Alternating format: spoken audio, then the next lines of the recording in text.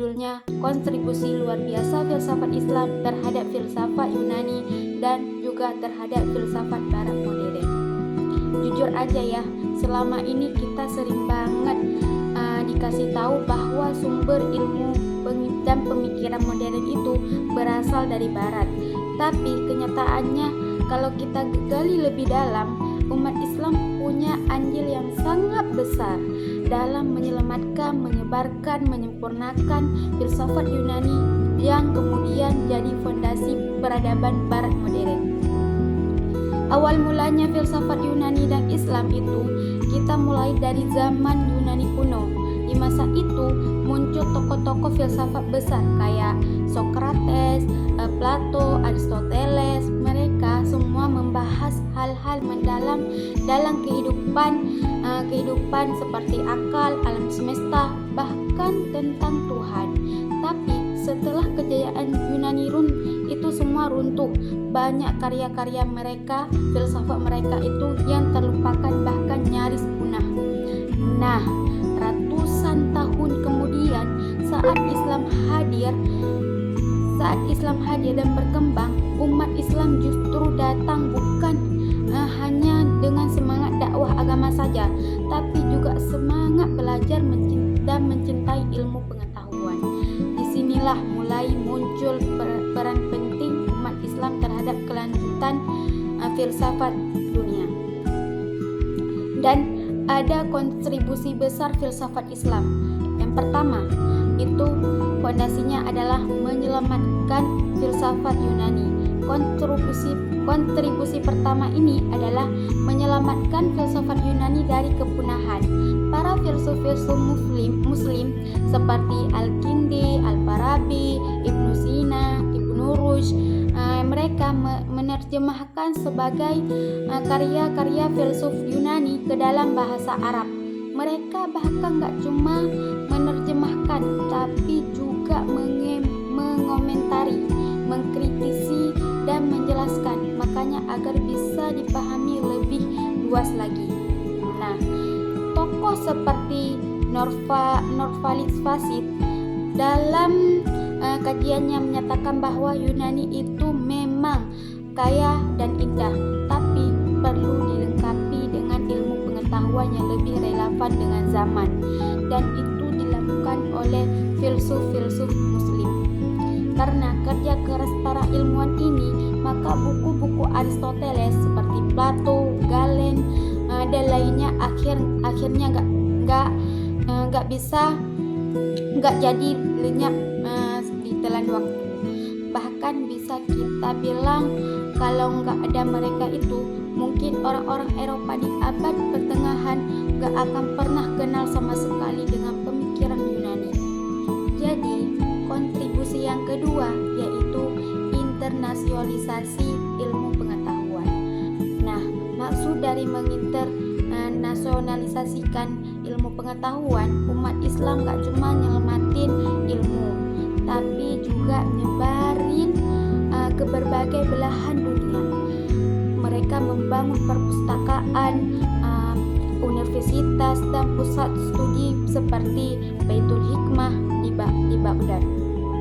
Nah, ada satu tokoh bernama Matt Andiman, seorang ahli kebudayaan Yahudi, yang bilang bahwa sebenarnya orang Muslimlah yang membuka jalan bagi filsafat Yunani untuk dikenal kembali oleh dunia. Bahkan dia bilang orang Eropa tahu filsafat Yunani setelah mereka baca kitab-kitab karya filsuf Muslim. Jadi bisa dibilang peradaban Barat itu berdiri di atas bahu peradaban Islam. Filsafat Islam gak cuman berkembang di Timur Tengah, tapi juga di Persia, India, bahkan di Andalusia, Spanyol. Dan dari situlah ilmu pun mulai mengalir ke Eropa dan lahirlah Renaissance atau masa pencerahan. Dan kontribusi yang ketiga yaitu penyempurnaan dan mengembangkan, melengkapi filsafat Yunani. Yang ketiga ini menyempurnakan atau melengkapi filsafat Yunani. Para filsuf Islam gak cuman berhenti di penerjemahkan dalam menyebarkan, tapi juga berpikir lebih jauh. Tapi mereka menggabungkan filsafat Yunani dengan nilai-nilai Islam. Jadi akal dan wahyu dijalankan bersama. Contohnya ya, Al-Farabi mengembangkan pemikiran politik dengan konsep negara utama yang ideal dan berdasarkan keadilan. Ibnu Sina membahas filsafat metafisika dan kedokteran sampai dari rujukan dunia, dan Ibnu Rushd dikenal sebagai pembela akal. Dan Al-Ghazali meski dikenal mengkritik filsafat, tapi dia juga menyumbangkan pemikiran penting tentang etika dan iman. Filsafat Islam pada dasarnya melengkapi filsafat Yunani dan bahkan membuatnya jauh lebih fungsional dan bermakna dalam kehidupan manusia. Tapi jangan heran ya, kalau banyak teori modern hari ini akarnya tuh ada di karya-karya para filsuf muslim. Jadi dari sekian yang kita bahas, apa sih hikmahnya dari semua ini? Banyak sekali hikmah-hikmah yang dapat kita ambil. Yang pertama tuh seperti kita harus bangga jadi umat Islam. Kita punya sejarah yang keren banget. Bukan cuma jadi pengikut, tapi juga pemimpin dalam dunia ilmu. Dan kita harus bangga dan sadar bahwa Islam itu punya warisan ilmiah yang luar biasa, dan tugas kita sekarang adalah meneruskannya, jangan hanya jadi penonton saja. Dan yang kedua itu, hikmahnya adalah belajar itu adalah ibadah. Para ulama kita dulu menjadikan belajar itu berpikir sebagai bagian dari pengabdian kepada Allah Subhanahu wa taala. Jadi, jangan malas belajar ya, karena itu bagian dari perjuangan. Dan ilmu dianggap untuk mendekatkan diri kita pada Allah. Jadi kalau kita itu lagi belajar, niatkan juga buat ibadah. Biar apa? Biar berkah dan manfaatnya luas. Dan hikmah yang ketiga adalah akal dan iman itu bisa berjalan berbarengan. Gak perlu takut mikir, asal tetap punya dasar ilmu yang kuat. Dan Islam gak pernah melarang kita buat mikir. Justru Al-Quran sendiri berkali-kali nyuruh kita merenung, berpikir, dan mencari ilmu. Para filsuf muslim sudah membuktikan bahwa akal dan wahyu itu bisa berjalan berbarengan. Kita bisa rasional dan tetap religius. Dan hikmah yang keempat, kita harus jadi penerus, bukan jadi penonton saja. Kalau dulu para filsuf-filsuf muslim bisa menyelamatkan dunia lewat ilmu, apakah kita nggak bisa? Oh, tentu bisa. Sekarang giliran kita untuk bawa ilmu ke arah lebih baik lagi. Dan yang kelima, jangan anti ilmu, tapi juga jadi penyaring ilmu. Para filsuf muslim dulu, mereka terbuka banget sama ilmu di barat.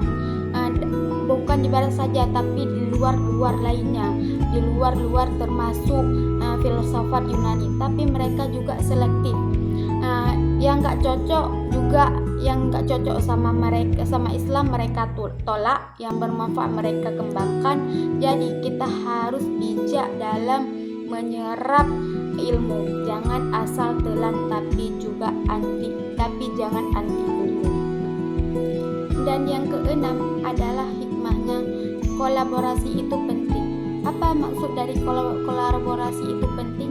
Umat Islam itu dulu bisa sehebat itu karena mereka terbuka dan mau belajar dari siapa saja, baik dari Yunani, India, Persia, semua dipelajari, tapi tetap disesuaikan dengan nilai Islam. Ini ngajarin kita buat jangan fantasi, sempit, terbuka, tapi juga punya prinsip. Jadi filsafat Islam itu bukan sekedar tempelan dalam sejarah, tapi beneran punya peran sentral dalam menyelamatkan, menyebarkan, menyempurnakan, melengkapi ilmu filsafat di dunia. Kita punya warisan luar biasa dari tokoh-tokoh filsuf Islam seperti Al-Kindi, Al-Farabi, Ibnu Sina, Ibnu Rushd, dan banyak lainnya. Lewat 3 kontribusi besar tadi, penyelamatan, internasionalisasi, dan penyempurnaan atau melengkapi filsafat Islam telah memberi warna baru dalam dunia pemikiran manusia. Sekarang tinggal kita, apakah kita mau meneruskannya perjuangan mereka atau hanya puas jadi penonton saja? Itu semua jawabannya ada pada diri kita sendiri. Semoga dari video ini kita semua lebih semangat lagi belajar, lebih mencintai ilmu, dan bangga jadi bagian dari umat Islam yang dulu pernah jadi pemimpin dunia. Terima kasih sudah menonton sampai akhir. Sekian dari saya. Semoga kalau ada kesalahan saya mohon maaf, karena saya juga lagi dalam pembelajaran. Saya akhiri. Assalamualaikum warahmatullahi wabarakatuh.